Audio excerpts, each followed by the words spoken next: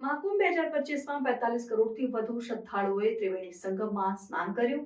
આંકડો 50 કરોડને વટાવે તેવી અપેક્ષા. પ્રયાગરાજમાં યોજાઈ રહેલા મહાકુંભ 2025માં અત્યાર સુધીમાં 45 કરોડથી વધુ શ્રદ્ધાળુઓએ ત્રિવેણી સંગમમાં પવિત્ર સ્નાન કર્યું છે. મહાકુંભના સમાપન સુધી આ આંકડો 50 કરોડને વટાવે તેવી અપેક્ષા છે. 3 મુખ્ય અમૃત સ્નાન, મકર સંક્રાંતિ, મૌની અમાવસ્યા અને વસંત પંચમી બાદ પણ શ્રદ્ધાળુઓનો ઉત્સાહ અખંડિત રહ્યો છે. દેશ વિદેશમાંથી લાખો ભક્તો ત્રિવેણી સંગમમાં સ્નાન કરવા આવી રહ્યા છે. મૌની અમાવસ્યા પર સૌથી વધુ 8 કરોડથી વધુ શ્રદ્ધાળુઓએ પવિત્ર સ્નાન કર્યું હતું, જ્યારે મકર સંક્રાંતિ પર 3.5 કરોડ અને વસંત પંચમીના દિવસે 2.5 કરોડથી વધુ ભક્તોએ ત્રિવેણી સંગમમાં ડૂબકી લગાવી હતી. મહાકુંભના સમાપન સુધીમાં સ્નાન કરનારા શ્રદ્ધાળુઓની સંખ્યા 50 કરોડને વટાવે તેવી અપેક્ષા છે, જે આ મેળાને વિશ્વના સૌથી મોટા ધાર્મિક સમારોહમાંથી એક બનાવે છે.